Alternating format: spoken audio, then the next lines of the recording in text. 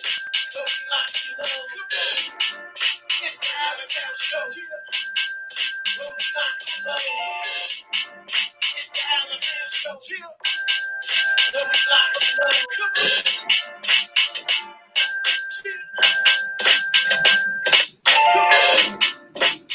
Welcome everyone to another edition of the Allen Powell Show. Y'all know what day it is. It is Tuesday night. Y'all see the people that's on this live with me, man. Y'all seen them before, but gotta bring them back. Vic, what's up, brother? What's up, man? What's good with everybody? How's everybody doing this evening, man? Thanks for having me back, man.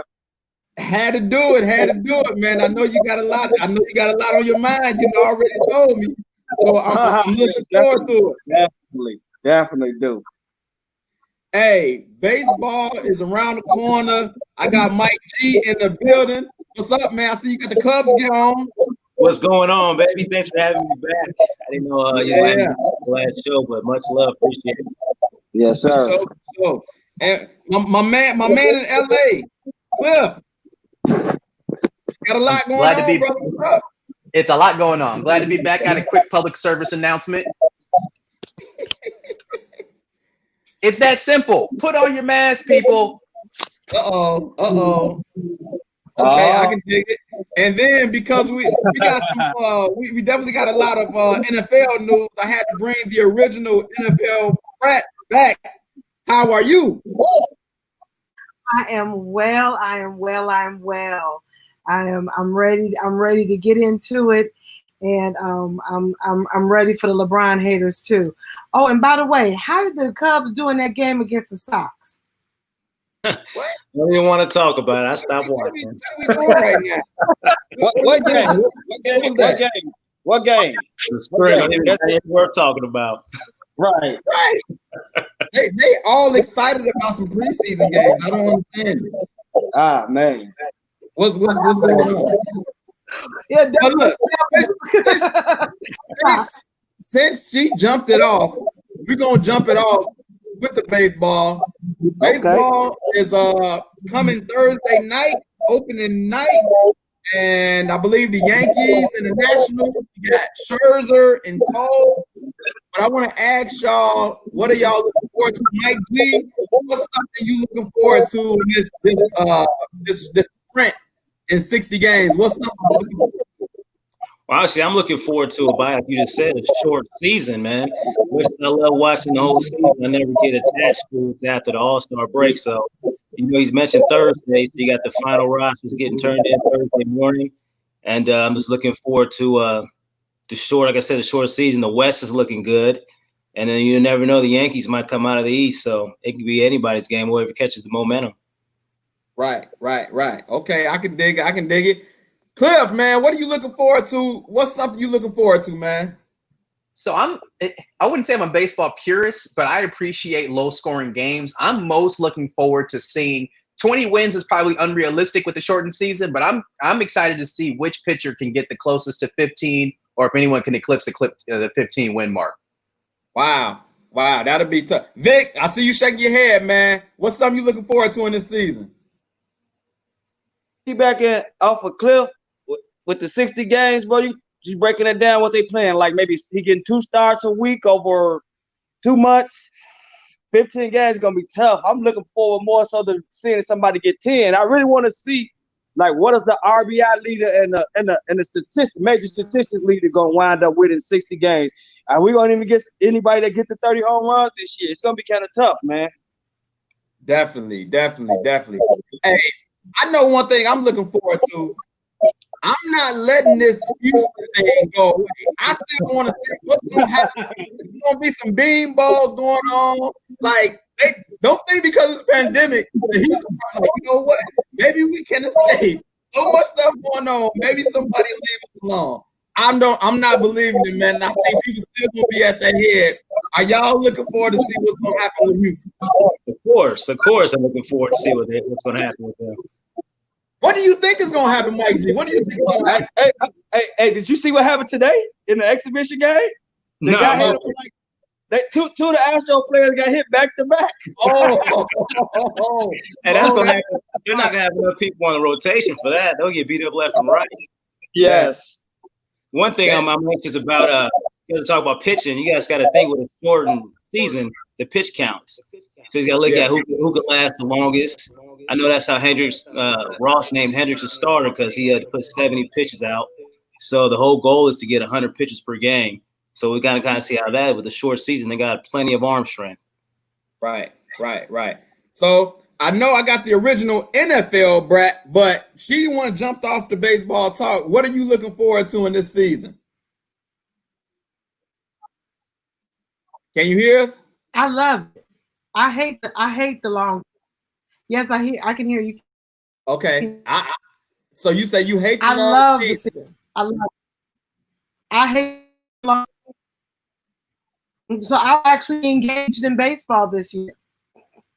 Okay, I can dig it. So look, I'm glad she brought that up, man. So she said she hates the long season. With 60 games, do you think that's gonna bring more viewers? Is it gonna be more exciting because of the 60 games? Vic, what you think?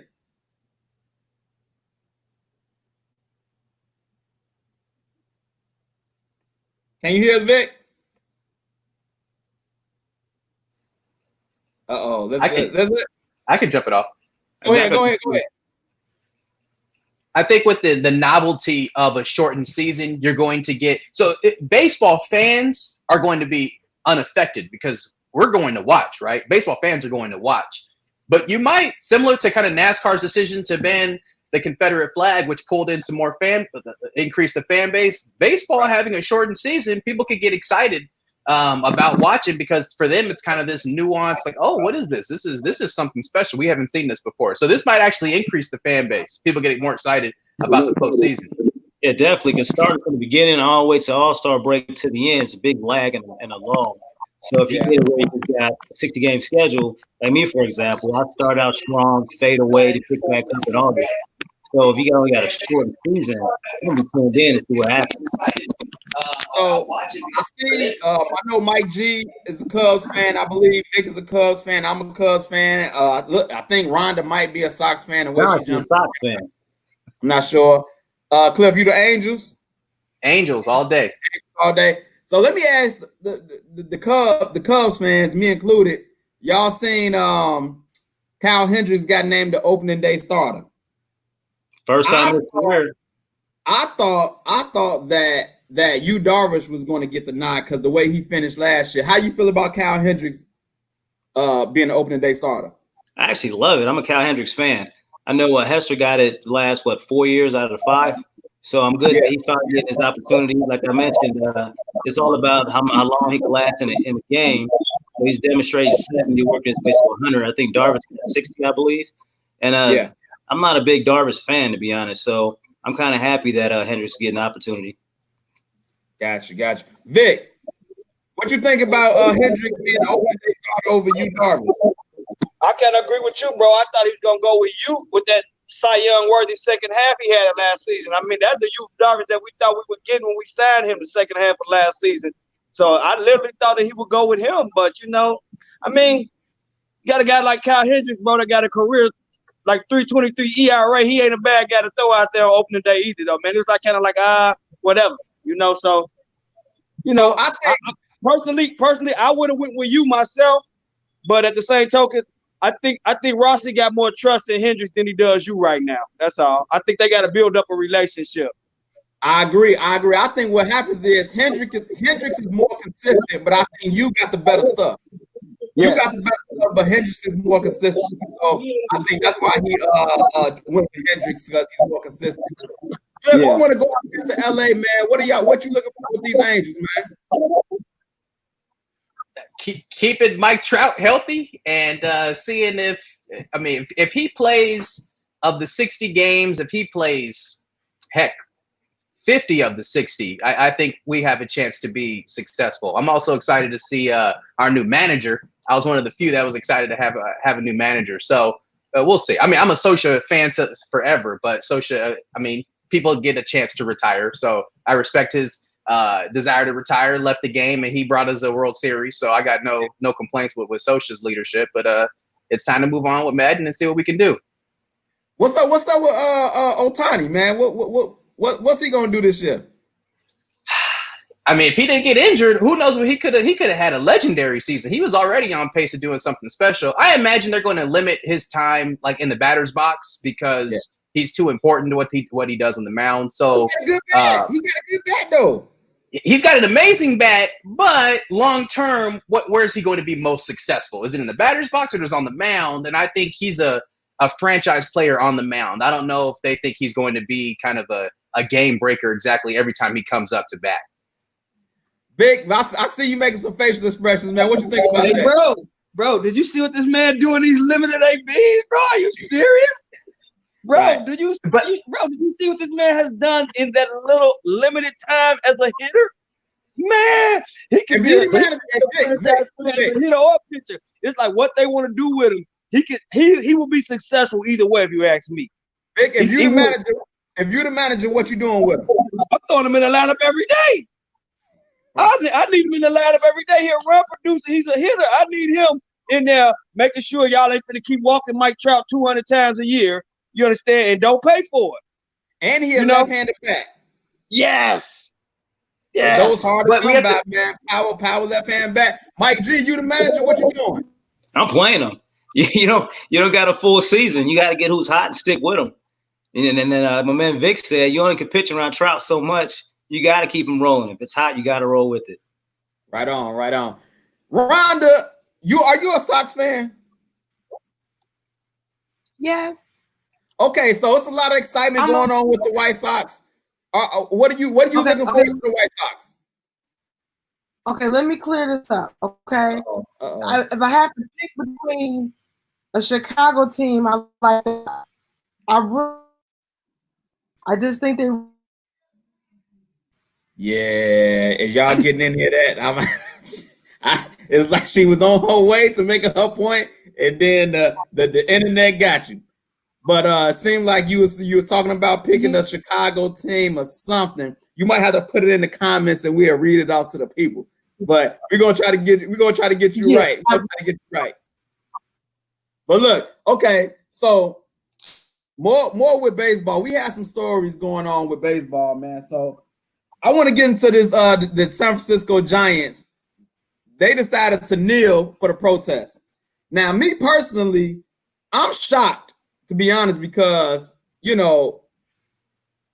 not a predominantly black league, and I was shocked that they even went this route. I thought they would just pass and keep it status quo as usual, but they starting to kneel and it's starting to spread. I'm kind of shocked. Are y'all shocked by this? Mike G, are you shocked by this? I'm not shocked in the fact that they have to keep up with everybody, and like basketball's, NBA's leading the way, the NFL obviously doing what they're doing, and just buy all the attention on the sports. You got to think sports has been absent for how many months now. So I think that they're just trying to, I hate to use the word relevant, but they're just trying to stay in the conversation to be on the same level as everyone else to keep the movement going. So I'm not really shocked. I'm shocked the manager was the first manager ever take it. He was part of it, part of the mix, but it's all about unity. I mean, he's showing where he stands. He's making a stance for it. Right. Cliff, what you think, bro? Can you? Okay, I'm sorry. Yeah, I completely agree. I think in terms of a show of unity, I was surprised when I saw them not just do it, but they actually posted it to their social media. But I think it was more a show of support for the black players, because I think there was a conversation before they went to the field. I think they knew and they acknowledged, hey, we're going to do this. And it would be nice if you join us. And I think that's why a lot of the players, a lot of the players decided to join in and get it, the manager too. I was not expecting to see that number of people. I mean, it was probably a dozen players with taking a knee during the anthem. And that to me, it was like, okay, this is a team. They may not be going to win anything this year, but this type of unity is how teams come together. And I think that'll help them just rally behind each other as the year goes on. Vic, I got a question, man. Do you take it as serious? Do you take it as serious as the NFL or the NBA, or is it just a show? On this case, bro, honestly, both of the brothers already touched on it. I don't think it's a show. I think it's more so, honestly, with them, it's a sign of unity. They're really trying to, I bet, like they said, they're trying to get on the level of the other two major sports that have already, made this a priority and, made this like your number one priority right now. You know what I'm saying? Is get this message out there that Black Lives Matter and that, that police brutality and all these things are intolerable. And, in these times nowadays, I think they just getting on, they getting on, bro. It's everybody's going to get on, surely. I think everybody's waking up and recognizing that something needs to be done. Right. All right, Rhonda, we're going to try you again. Let's see how we doing. Hey, this thing, I think we should, if we want to go back to the first with Colin Kaepernick, this was Black people being not police. And so I think it's awesome that MLB is doing it for the simple fact that the Latinx community is just as not represented and being accosted by police officers as Black people are. So even though it doesn't seem like it's their cause too, it really is. So I makes sense to me. I mean, they sometimes have it, if not as hard or harder. I work, in a community where, it's both of us and we're kind of all in this together. So I think it was a great show and it made sense. Got you. You were still kind of shaky. I think we got most of your point. Still a little shaky. But we're gonna Cliff, I seen you get a timeout sign while Vic was talking, man. I just want let's not give the NFL too much credit. They haven't prioritized anything as it relates to Black Lives Matter. You're right. Okay. I didn't mean the NFL. I really meant the NBA. That's my fault. I didn't mean the NFL. We know they some frauds. Okay. I'm sorry. Go ahead. Okay. All right. That was my point. It's like, well, wait a minute. Let's not compare. They're not on the. Yeah. That was an accident. He quickly said timeout. You're right. So we got a couple more minutes before I move on. So look, the last story I want to talk about the MLB. So A-Rod made some comments about a potential. He said he didn't say salary cap, but the words that he was using made it seem like he was talking salary cap. So it's kind of crazy that he's making these comments because he made a whole bunch of money with no salary cap after using steroids. So I think it's kind of funny now that he's trying to be an owner. Now he's discussing the salary cap. Mike G, what was your thoughts when you heard A-Rod make these comments? Profit sharing. It's nuts. It's kind of like it's obviously a business, so he's trying to make it seem like trying to avoid a strike. But I think a strike might happen next. They're talking about 2022, and the contract is up, or 21 rather. But I just think that now that he's trying to get an ownership, he's trying to walk the fence and not lose his credibility too much. But he's going to have to make a decision one way or the other who he's going to roll with and how the income's going to happen. If he even gets the team, he's still trying to even bid for the process of the team. Right. Vic, I see you nodding your head. What you got, bro? Hey, bro, this just got to remind me of Michael Jordan when he told those NBA players, "Hey, fool, I'm an owner now, man." You understand what I'm saying? That's exactly what it is. He said, I'm an owner now. It is what it is. So from that perspective, I can see where he's coming from. As an owner of a team, obviously, he don't want to pay out what he got paid. He don't want to see nobody make what he paid. Obviously, you understand what I'm saying? So it is what it is. I still don't think there'll ever be a salary cap in Major League Baseball because they make so much money. There's no reason. You got teams like the Yankees have made it to where it is. If you're gonna keep up with them, you got to spend some money. Some money. Teams like the Red Sox, things like the Cubs, things like the Astros now, they are spending money. You have to keep up with them. This is not, you know what I'm saying? This is cheap way out. It never works in baseball. Every now and then you get a team like the Marlins or the Kansas City Royals that pop up when they got a good farm system and they don't have to pay too many guys and they win every now and then. But we have all known since we've been following baseball the last 30 plus years, they have to pay the players to play. You have to pay if you want to win. Right. Most of the teams that win are up in the top echelon of the salary cap in baseball. That's the way it is. I was still shocked. You know, usually I know he's trying to be in the owner field now, but once you're a player, usually you got that camaraderie, you got that bond. Like, okay, I'm for the players just about no matter what. I was still a little shocked. Rhonda, I see you making the money sign. What you think? You know what? I'm gonna have to. I'm gonna stop. See if you can get on with your phone, and we're gonna bring you back. You real shaky. I'm gonna take you out and come back with your phone. See if we can bring you back in. She was real shaky. We couldn't get her thoughts. Mine was acting funny like that too. That's why I switched to my phone too. When y'all said that earlier, that's why I switched to my phone. My tablet was acting up. I don't know what it is. I don't know or what, but something wrong. I think the phone connection is pretty good too, man. So hopefully she can get on with her phone. But I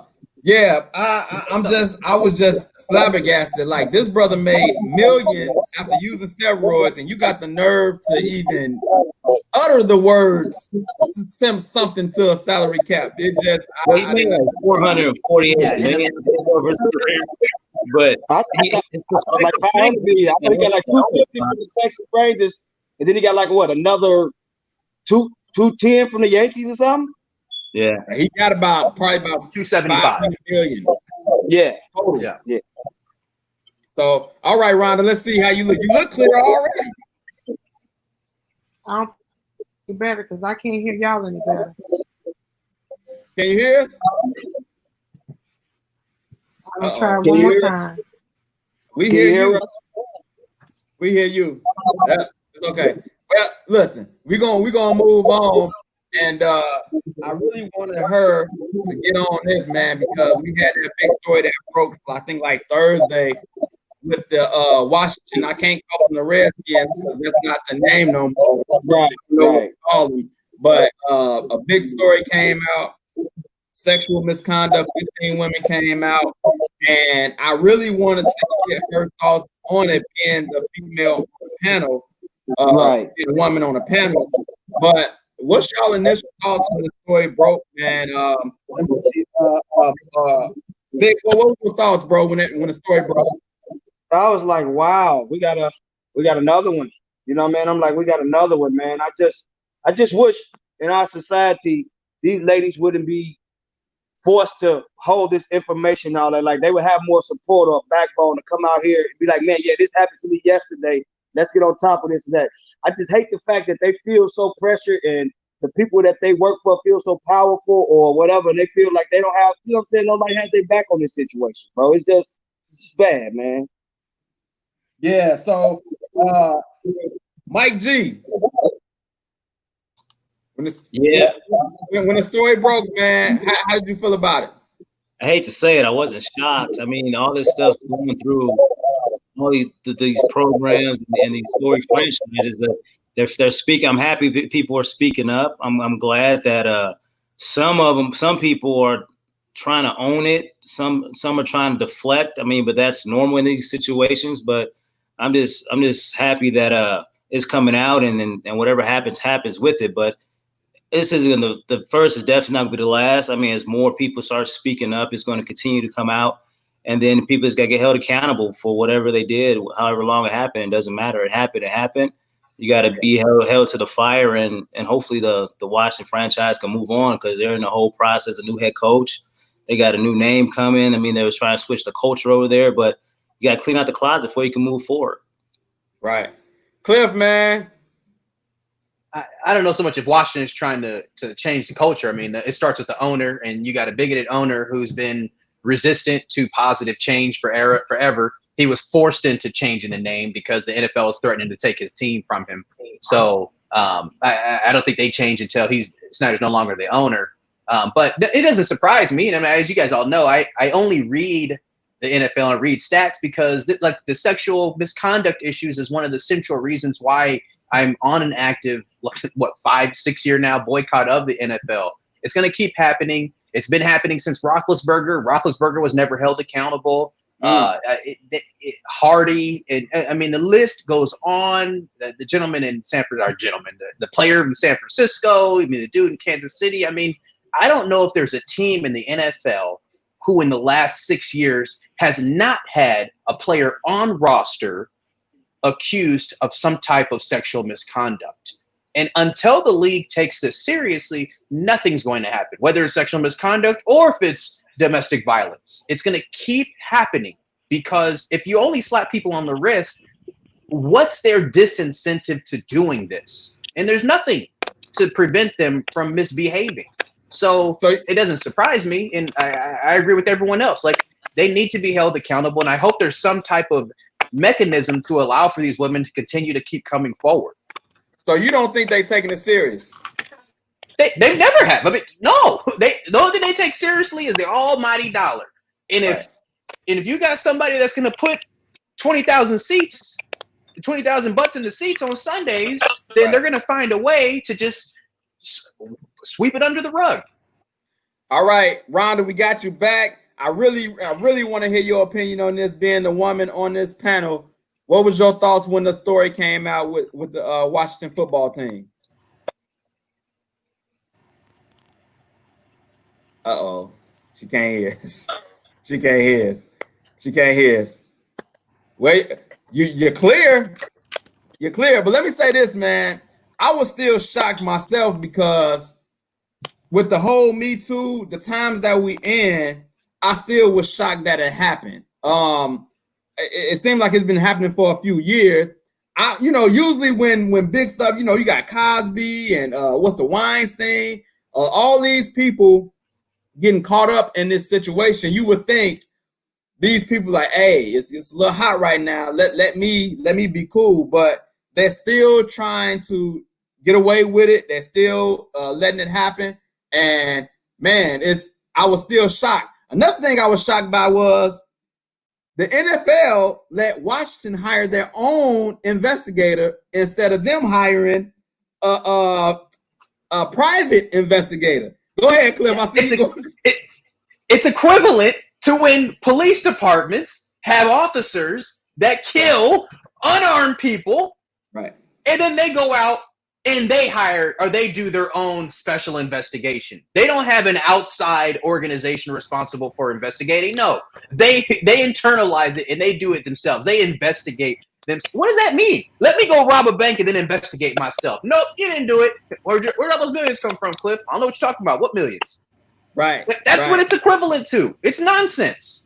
And that's why we always call the NFL some frauds. We know they're about the money and they continue to do stuff that show that they are some frauds. Rhonda, can you hear us? Please hear us. Can you hear us?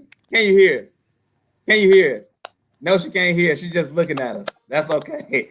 We're going to get in the comments and share your comments or something. We'll post your comments so people can know what you're saying because she can't hear us. So,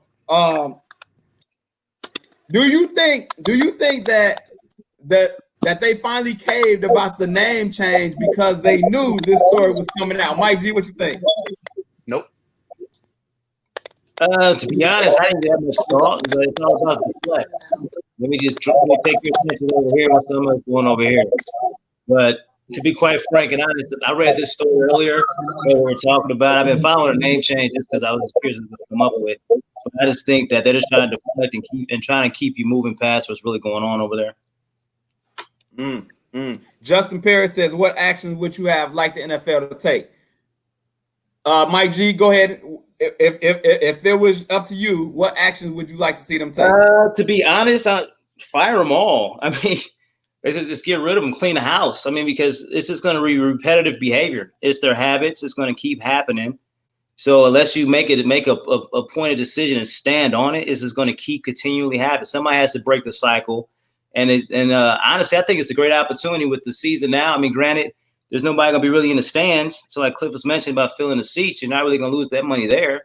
So if you got an opportunity to take care of a house, just take care of it now. So I would say fire them all. And everyone, so the Washington whoever's, it's just you know they're going to be.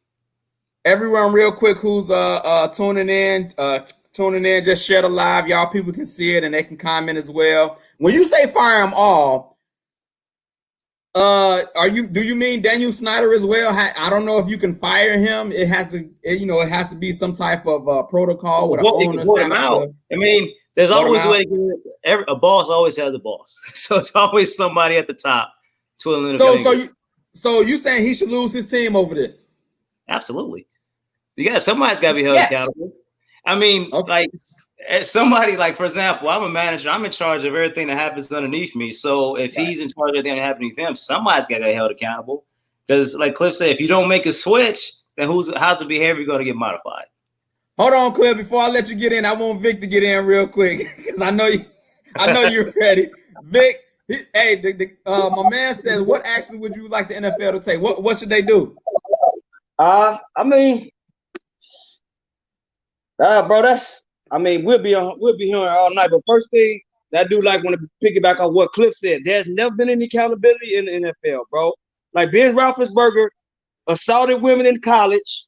It got brushed under the rug for him to make his way to the league. He gets to the NFL. He's a pretty good, successful player. So the league, like, oh man, we can't have this guy named Smith. So he basically pays this lady up to go away, and they help him. And you never hear no more about this. It's like accountability. What needs to happen to the NFL is what happened with Donald Sterling in the NBA. These guys who are running these teams and are letting all this nonsense go on need to be forced to sell the team, bro. They need to be forced to sell the team. Period. Okay. So, Cliff, wait for a second. Rhonda says she can hear us now. I have to get her opinion. Hopefully, she can hear us. Rhonda, go. You all can hear me. The NFL is a boys' club. Football is a boys' club. And it starts from the beginning. And being someone who wanted to coach, who tried to coach, and all of the things and how I was mistreated, how I was hit on, sexual connotations, talking about high school and porn, like they ain't even making no money. You honestly, and it starts there. It's a mindset, and it's no different than racism. It's a mindset. It's inside. It's ingrained, and so that's why you got 14 women that won't say anything, because they just want to be content and do a little bit at where they are now. That's why they won't say anything. And so until it's really opened up, and you are like, people are dropping like flies, it's not going to change. Because if they're going to do it,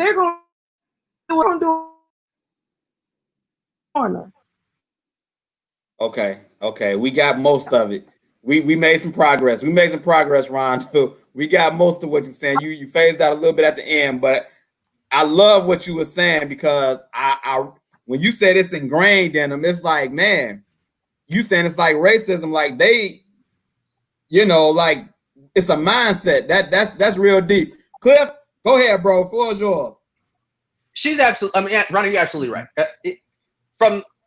If we made it, if the sport more accessible to young girls from middle school on up, this would change. I mean, we played against a girl when I was in high school.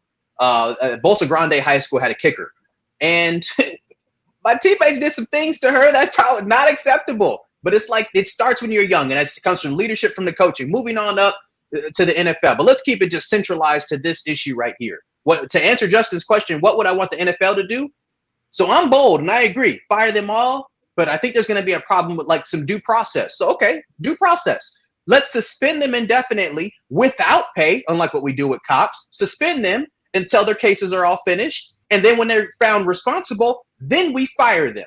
And I'm perfectly fine with that. And if an owner has double-digit players involved in this type of activity, you better believe the NFL should strip them of their team. And the only reason that Snyder agreed to make the name change was because Roger Goodell and the other coaches or the other owners threatened to take his team because they have the power to do that. We saw them do it before, and we saw them do it in the NBA. We saw them do it in the MLB. They can take your team.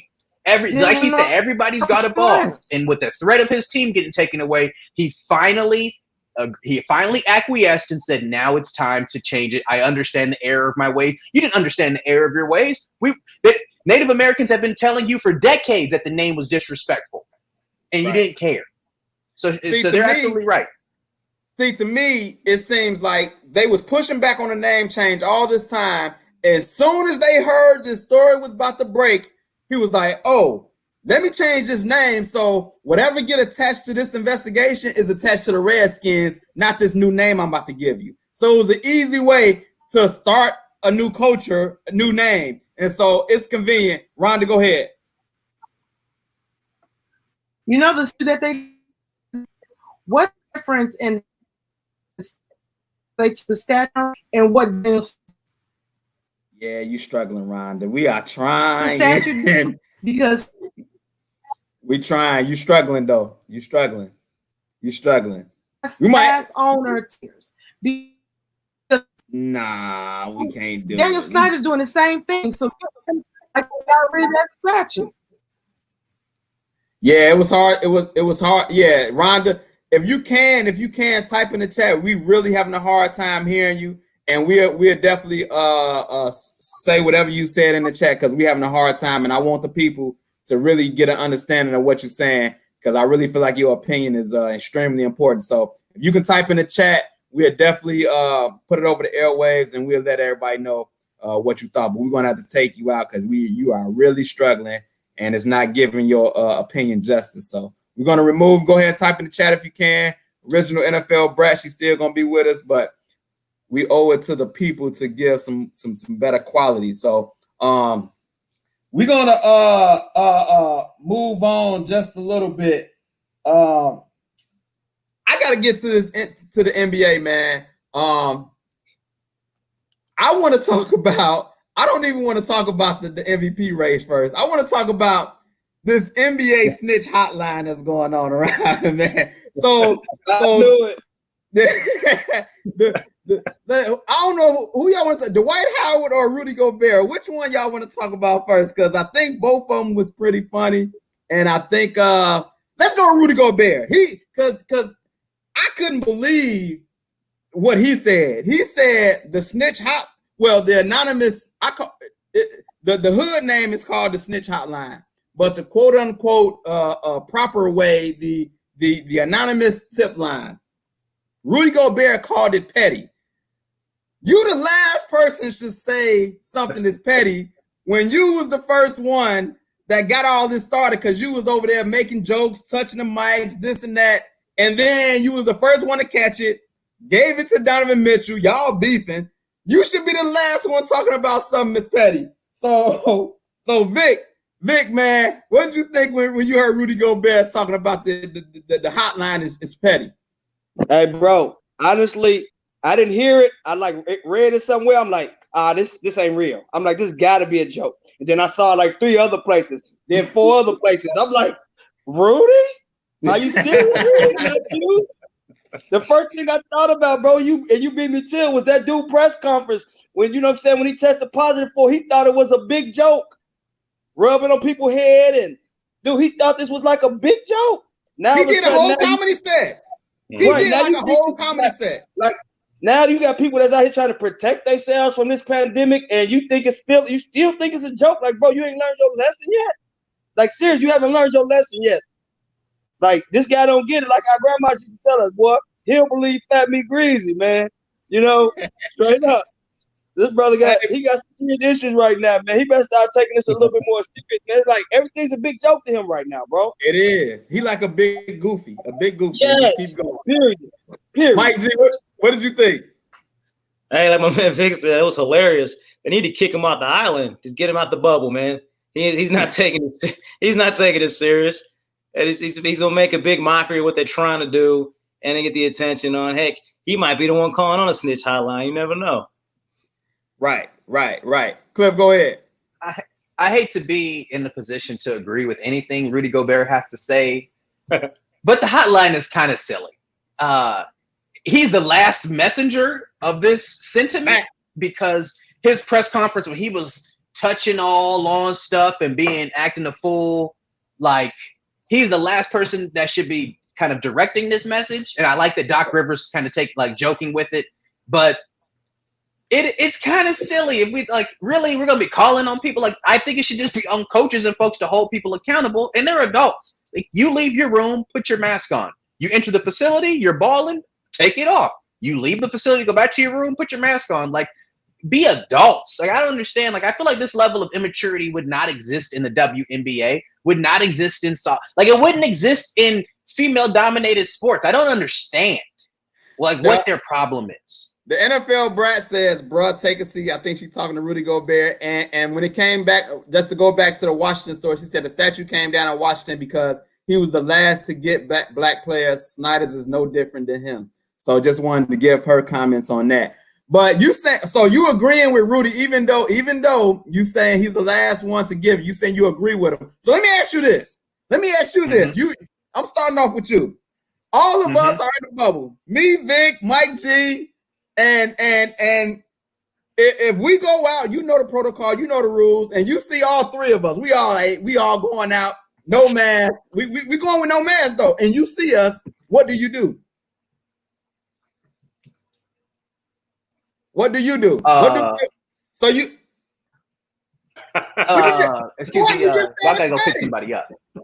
You just said it's petty. It is, but I'm going to operate within the rules that exist until they abolish that rule. Why would I not? I'm not going to disadvantage my team, like what Doc Rivers said. If I see LeBron at Taco Bell with no face mask, Adam Silver, you got to come collect somebody right fast. So you're saying it's petty, but you will do it. Yes, absolutely. Vic, without hesitation. Vic, are you snitching?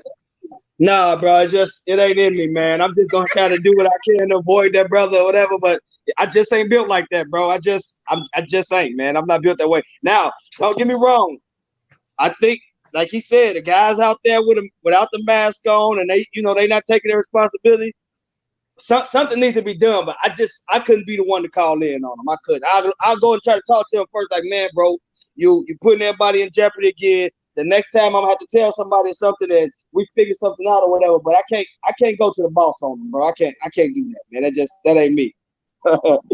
Mike G, what you doing, man? What you gonna do? Hey, man, this is tough because it could be as a huge competitive advantage. And you see, like my man said, LeBron and Taco Bell, now he gets caught like a 10-day quarantine. So a lot could happen in a short season. You gotta be strategic about this. It's just not checkers, man. Right. So Vic, you said you can't do it, but do you feel like you got a duty as a player to try to help the league progress and finish the season? I do in some ways, bro, but I feel like it's the league's job to police the players, not the players to police other players. Don't get me wrong. I know the way that this pandemic is, you don't want nobody out there doing anything stupid and putting the bubble in jeopardy. But the same token, man, these guys are all adults in the league. The league need to hire more people to keep an eye on these guys, though, bro, too. Now, if they just getting out here bogus and disrespectful, pushing people over to go out the bubble, then that's something different. But I'm pretty sure, bro, if they take probably better security measures, they wouldn't have these problems. Hey, Ron, Rhonda, I just had to put in real quick. She says, I'm taking pics, all of that. So the original NFL brat, she says she's telling, she is snitching. I can see both sides though, bro. You know what I'm saying? I can see why someone would tell because they take this thing serious. I mean, so let me ask you. Let me ask y'all one more question. And Vic, I think you probably can attest to this. Do you think that a lot of players are taking this no snitching? You know, it's the thing, especially in the black community, of the no snitching code. You know, so do you think that's part of the reason maybe Rudy and Howard are mad? And do you think that if it wasn't in the black society, do you think more people would be telling? Hey, I think they looking out for each other, bro. You know what I mean? I think they got well, you know we got in the hood. Like I think it's a code of silence among the players, bro. You understand? I do. There are some who will probably tell, but I think for the most part, bro, I don't think they would snitch on each other. I think that hotline is just a waste of time, bro. I do. Okay, go ahead, Cliff. And this is why sometimes our communities are adversely affected by these codes of silence. If you don't snitch, then people don't get held responsible for activities that are damaging your community. So we need to snitch. But beyond that, let's just take it to sports. Y'all all lying. Everybody saw what Dame Lillard did to Paul George and Russell Westbrook last year. If you're Doc Rivers and you got the Trailblazers coming up and you happen to see Dame Dollar walking around with no mask, you know Doc Rivers and any one of y'all who's a Clippers fan gonna be like, please get on the phone. Please take care of him because I don't want to see that man in the playoffs because I know what Dame does when it's dollar time. Time out. Let me respond to that because you know a lot of players also say, I want to be players at their full strength. So you can't forget. You think they lying? No. They lying? No, Do you want to be advantage. someone at their full strength or do you want to add another ring to that jewelry box? What's more important? Beating them at their full strength or adding a ring to the jewelry box? Mike G, what you think? I'm with him. It's like if you catch somebody outside, why not call on them? Not saying I agree with the whole snitching line, whatever, but if Dame Leonard's out there hanging out and I can get him out the way by just making a simple 30-second phone call, like why wouldn't they do that? It's a short season anyway, so it's gonna be crazy. Right? But- Everybody but who's yeah. tuning in that's commenting, I want to know from y'all, if you see somebody without a mask in the NBA bubble, are you snitching? Are you telling on that counterpart? And I think the snitching word makes it sound bad. If we just say, are you just telling, then it might sound a little better. The fact that I call it the snitch hotline. Yeah, I think you misunderstood, bro. I'm not saying that it's a code of silence like that. I'm saying that you and I know, bro, from being around the NBA, guys get away with so much stuff. You spoke on it yourself about accountability. That's why there isn't, because I'm being honest about those guys. I'm speaking on them. Those guys are not going to be telling on each other. Man, you maybe have one or two guys gonna make that call, but I am telling you right now, them guys are not gonna snitch each other. They gonna be banded together and trying to make this thing work. Because I think when you'd be shocked. you start snitching, pretty soon you ain't gonna have nobody to play on these teams because all of these guys are still out there doing what they want to do right now. You can't tell me that they ain't down there in Florida partying, man. Come on, man. But look, hey, somebody we're not that naive, bro. We're not that naive, man. Somebody is definitely telling, because somebody told on Rudy, and Dwight Howard said somebody snitched on him. He got warned about not wearing a mask. That's another one that I think is kind of goofy. He said somebody told on him. But here's my thing: what they out in public and the regular fan saw him and said something to somebody, and the message got relayed somewhere? You understand what I'm saying? Can somebody do a reenactment of somebody snitching? Can somebody act like they would? Can somebody tell me how this phone call went? How did it go? Like I want somebody. What was it, like an operator? What do y'all think? Somebody tell me, what do y'all think? How did the call go? Like the player, then it was an operator. How do y'all see this call? And somebody give me some context. Hello, this is LeBron. I want to tell. Oh, do you think it was LeBron? Yeah, Mr. Get Draymond kicked out of the sixth game. Yes, absolutely. I can definitely see that from dude. Yeah. Do you think it was LeBron doing the snitching? Was it LeBron? I ain't gonna put that on, bro. That was the first name that came out of his mouth. But the shoe fits, kick the field goal. That's all I'm saying. Yeah. So look, the fact that he brought up LeBron, man. Let's move on to this, man. We had coaches coming out from their respective teams. We had Frank Vogel coming out saying, "Hey, LeBron should win MVP. Anthony Davis should win Defensive Player of the Year." And then you have Mike Budenholzer saying Giannis is the clear-cut MVP. So they're saying the game that's going to follow will not play a part in the MVP voting. So based on just what we saw so far, you on the West Coast, Cliff, give me your thoughts on the MVP race. Here's the MVP race in a nutshell. The Lakers are 49-14. Okay. The Bucks are 53-12. They got the best record in basketball. LeBron this season is averaging 25.7 points a game. Giannis is averaging 29 points and 13 boards. LeBron, 7 rebounds, 10 assists. Giannis, 5 assists. One's having a bigger impact on the game. He's dominating the league. Head to head, he's been better than LeBron, although they split the season series. I mean, they annihilated the Lakers the first time around, and then it was close the second time around. So to me, it's not even a question. Like, one has had a markedly better season, but because he's in Los Angeles and people want to have this nostalgic, LeBron's winning one for Kobe. Like, Kobe don't need him to do anything for him. Like, Kobe done won his already. Stop putting Kobe's name in your mouth when referencing LeBron James. Please stop doing it. To me, it's not even a conversation. I don't even know if LeBron would have been my second choice right now, but that's another conversation for another day. So he got LeBron. Let me see who I'm going to. No, I got Giannis. I mean, you got Giannis. That's what I mean. You got Giannis. Mike G, who you got? I got Giannis, man. I picked Milwaukee to win it a couple weeks ago. Giannis. Vic, MVP. I got Giannis, bro. Giannis. Yep. I got Giannis. I got the Greek freak, man. Cliff touched on the points. This man, he led his team to the best record in the league, and he's not playing with a player anywhere the caliber of an Anthony Davis, who's also an MVP candidate. You understand what I'm saying? Mm-hmm. So it's clear cut for me. It's Giannis, man. He's doing more with less. So Rhonda says LeBron MVP. Of course, she's a LeBron fan. I would let me play devil's advocate. Even though I'm rolling with Giannis, some would say that LeBron done it in a harder conference. What are y'all response to that, Vic? Bro, no, man, I'm not buying that. I don't not be going into detail on that, man. Basketball is basketball, bro. It just so happened that the most players that play out there, but the Toronto Raptors are defending champs, and they play in the Eastern Conference.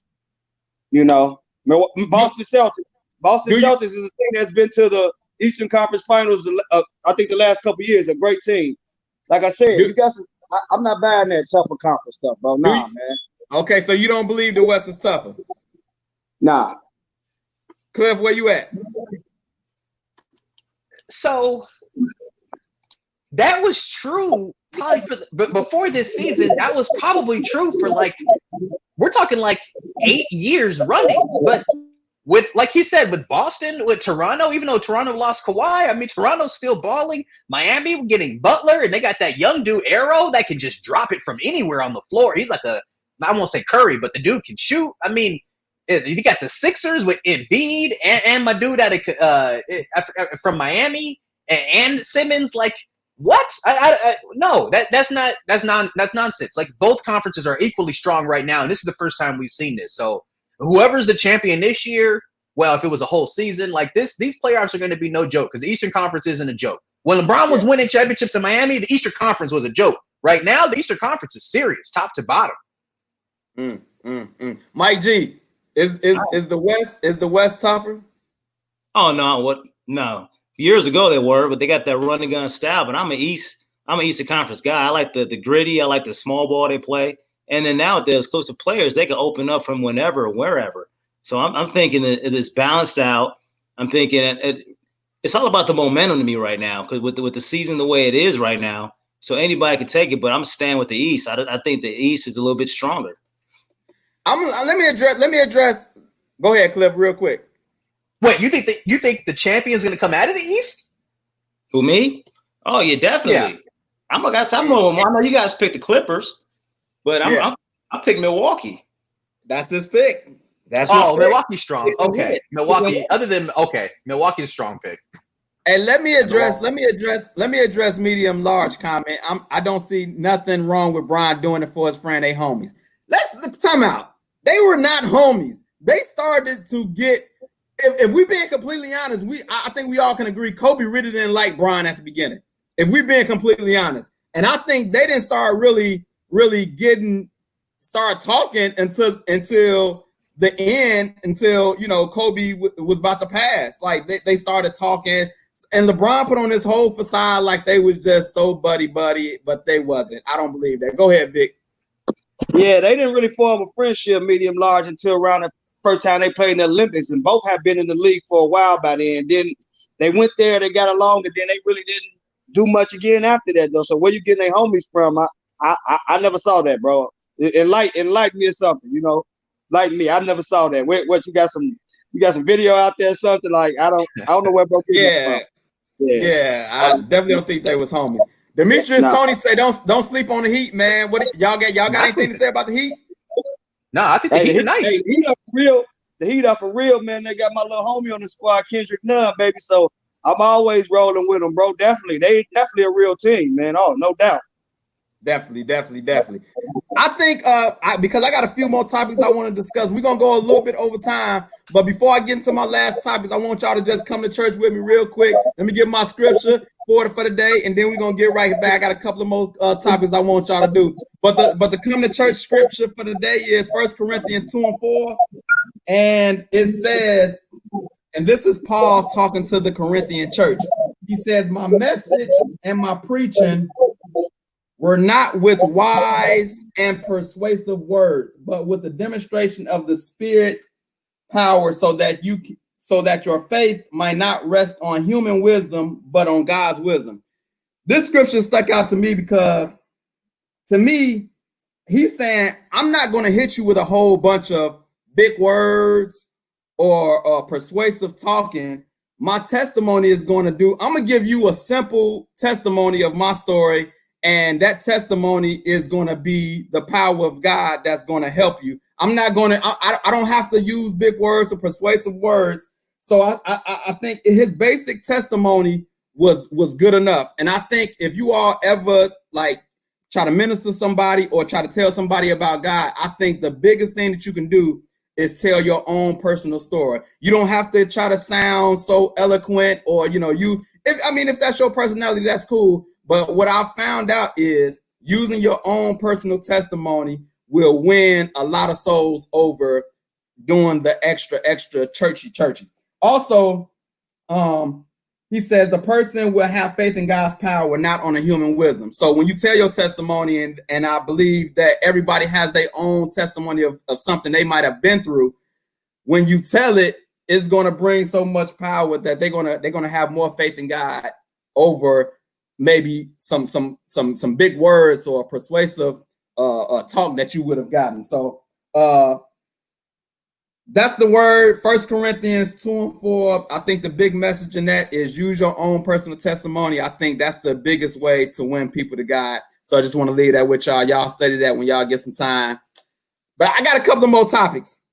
So we had a top prospect choose the G League over the NCAA. We've been dealing with this for a little while now. Top prospects choosing to go make some money in the G League over the NCAA. And my question is, can the NCAA continue to survive top prospects leaving their league high and dry? Cliff, what do you think about this? I thought he made the best decision. So we're talking top prospect, right? So this isn't like everyone's don't get up in arms assuming we're talking about just an average basketball player. A lot of us played sports in high school, and we probably went to tournaments, or we probably went to showcase events, and we saw a legitimate 5-star player, whether it be football, basketball, in a passing league game, whatever. And it's like, oh, he's different, right? That type of talent comes around, I won't say once in a generation, but once every few years. And for those individuals, it's in their long-term professional economic best interest to make this decision. The NBA made an arbitrary rule. You've got to be out of school for 2 years before you can come to our league, which doesn't exist in baseball, doesn't exist in hockey, right? Doesn't exist in these white-dominated sports. So essentially what they're doing is having an adverse impact economically on these young black athletes, requiring them to do something that's not advantageous to them. Because what are they going to do? They're going to spend 10 hours their day sitting in a classroom when the whole world knows that they're going to be a professional athlete within 18 months. This is dumb. They should be trained. In Europe, they train. It's their full-time job. Why not allow these kids in this country to also become professionals as soon as they turn 18 years of age? It doesn't make sense. You don't do it in the tech industry. We don't do it in anything else besides professional football and professional basketball. And I always made this point. If you can go fight for a country, at 18, why you can't go make some money? But Vic, go ahead. Yeah, man, you pretty much said it, bro. I mean, just my own testimony, being a high school dad at 18 years old, bro, I was ready to work. I needed to take care of my kid. You understand what I'm saying? Yeah. So why not? Like he said, I mean, Cliff clearly stated this is just another way, honestly, to hold that almighty dollar to themselves. You know what I'm saying? Yeah. Mike G, can the NCAA survive top prospects continually to go to the G League? Honestly, I think they can survive because people support teams in college. You know, it's not that many people going after the number 5 shooting guard, you know. But I do want to piggyback what Cliff was mentioning. I mean, the biggest thing, I do agree with everything he said. I said, when you got to look at that decision, you got to see where your family's at. And you're going to school, your major is basketball. You're not going to school to be a doctor.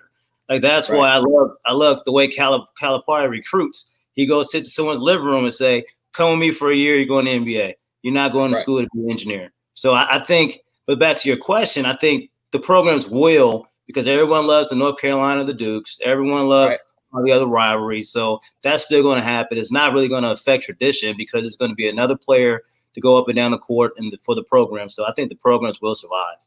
Now you say they can't surprise, but we all know the NCAA is about money as well, and they want the Zions, the Carmelos, the Kevin Durant's to generate more money. Yeah, if top prospects continue to go to the G League, that's going to hurt the NCAA. Cliff, you're shaking your head.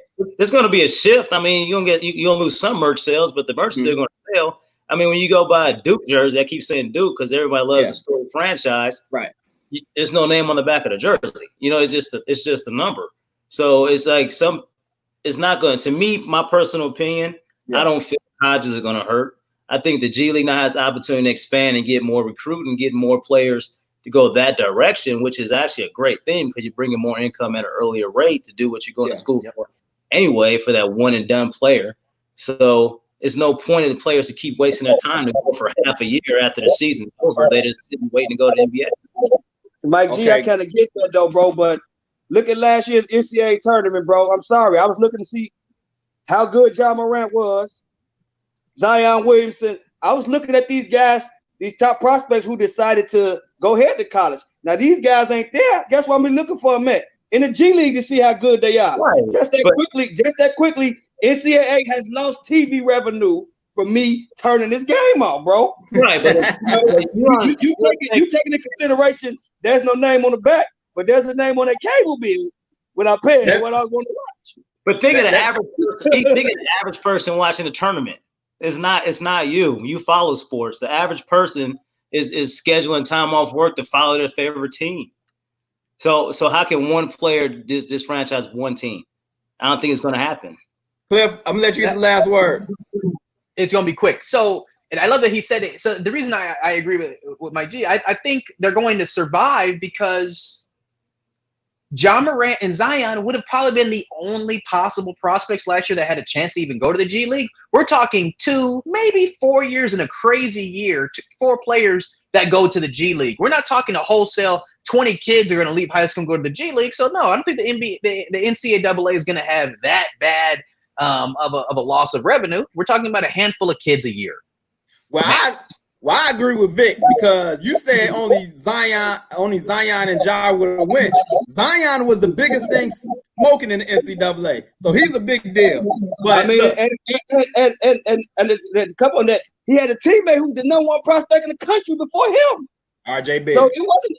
I just threw those 2 names out there, but the RJ Barretts and the Stephen Hunters and some of these guys definitely would have got to look at the G League too.